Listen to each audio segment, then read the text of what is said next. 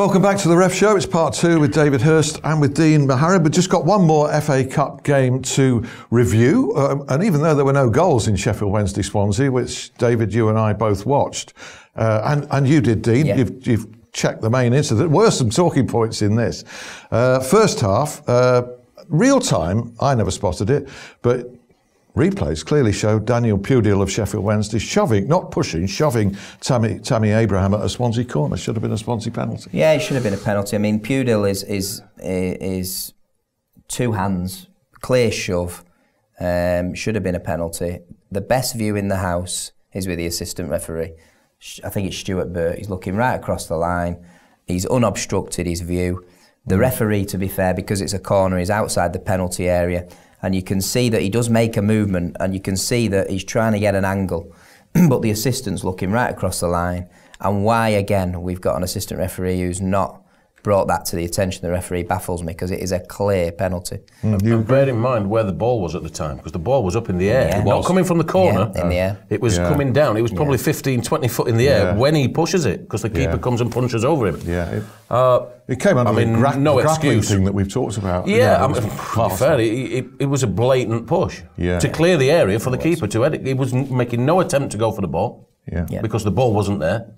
And as he looked, if you watch it on replay, he actually looks for the referee as soon as he pushes him. Once Abraham goes down, he does. Pudil looks for the referee because he knows I probably did that a little bit early. Yes. I've got to say on that point as well, because David's spot on in terms of the players' sort of instant reaction. From a referee's point of view, you're on the edge of the penalty area, a crowded penalty area. You've got a lot of bodies going on there. You're looking for pushing, you're looking for shoving, you're looking for holding.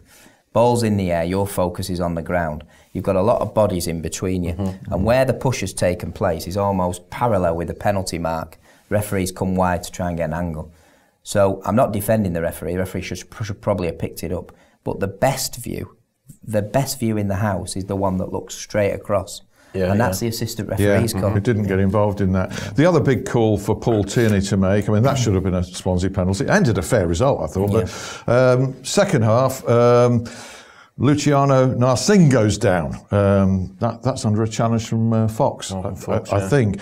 Now, there are parallel claims on this. I think I've read quotes from Daniel Pudil in the Sheffield Star of Sheffield Wednesday saying that they felt that Narsingh had dived and should have been cautioned for diving, and it was a blatant I think there's contact. I think, again, Fox's reaction of what have I just done?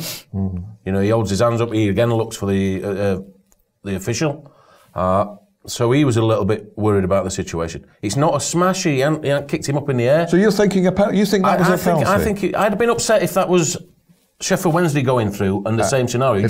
We would have wanted a penalty. Right, so... Okay, and I don't think that changes because it's the opposite side. Let's get the neutral...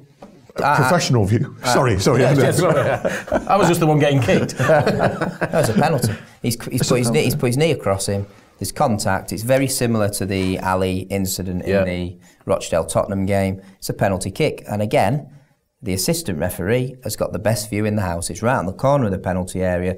The players are running towards the goal line.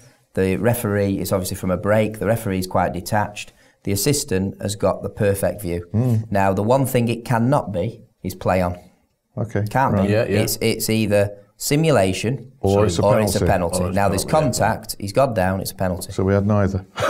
In the event, although I thought Paul Tierney refereed well. Paul Tierney he did referee well, and he's refereeing very well. And I'd just like to see the assistant referees on the Premier League step up a bit. There's been a common theme this season around not getting involved on some of these big decisions. Right. And that, for me, there were two there in that game that it would have been easy for the assistant to put the flag up and go, that's a penalty. Well, Carlos Carvalhal returning to Sheffield Wednesday in quite notable circumstances here. I spoke to him after the game.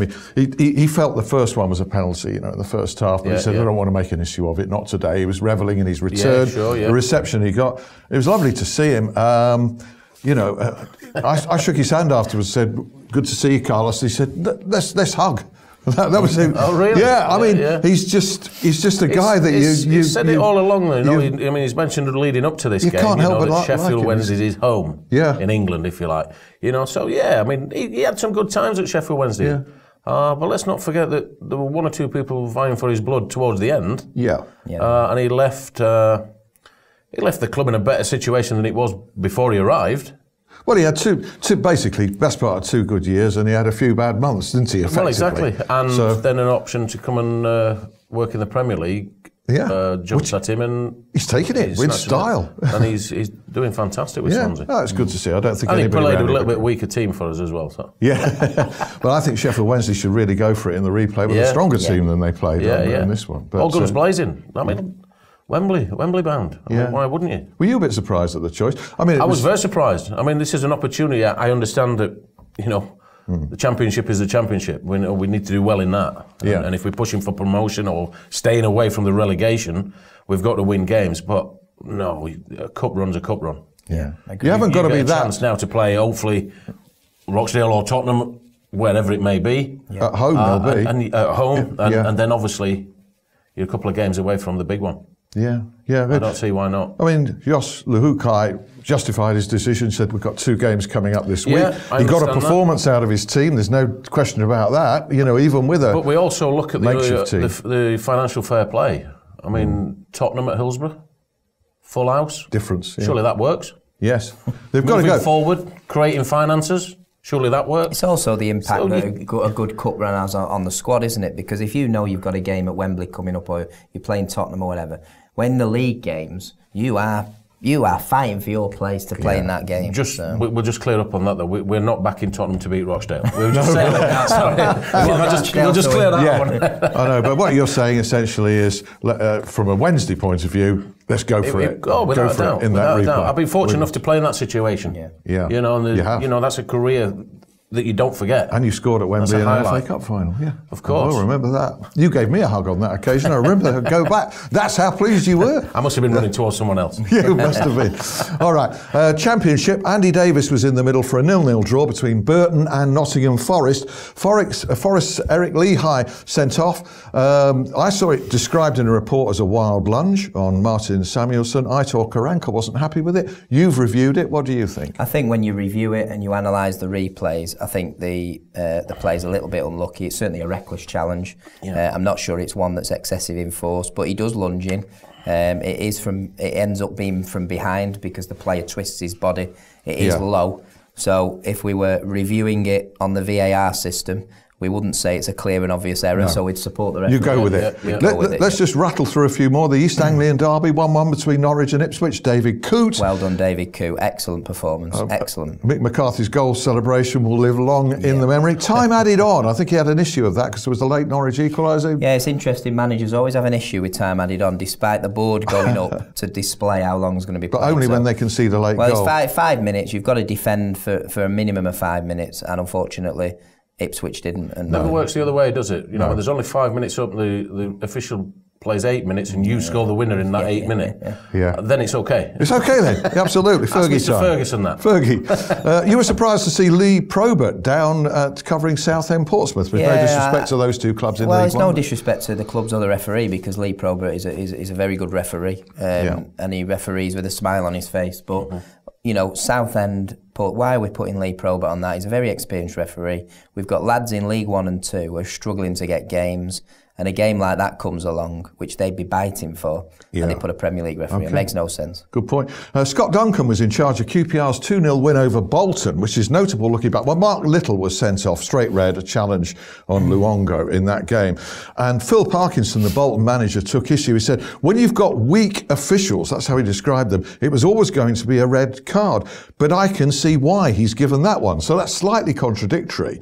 Later on, he's complaining that Ian Holloway's jumping up and down. He feels influencing the officials on the touchline. And he also says, I think if that had been a QPR player, it would have been a yellow card, not a red. That's a bit of a dangerous comment. Is he questioning integrity, or is he just referring to Holloway's influence on the line? I think if you look at that situation and the Forest situation, very similar. It's what happens after the event. Yeah. The players pushing each other. This gives the referee a bit more time, and he thinks, to diffuse all this. That's a straight red. Well, Forest players certainly reacted in the Lehigh situation and may have influenced the referee. Why don't we give yellows out for that? we're not supposed to raise his hands to each other. So if you're giving him a red, then chase the yellows. Finally, now then, 10 players sent off in a single game in Brazil. It was abandoned. I need not add that. It was a state championship match, Vitória against Bahia. Bahia were leading 3-0 when it was abandoned 11 minutes from time. And there were 10 players, 5 from each side, sent off in various incidents, and also 8 yellow cards in that game. Wow. I've been fortunate enough to be in South America and watch South American football, and it is extremely different, very volatile at times, and the littlest thing can spark things off. So it was a goal celebration, I believe, that sparked the initial. What led to 10 sending off? A mass brawl. That was the. I think there were only 7 or 8 sent off in that first incident, and he found 3 more later. At what time was the last 2 sent off?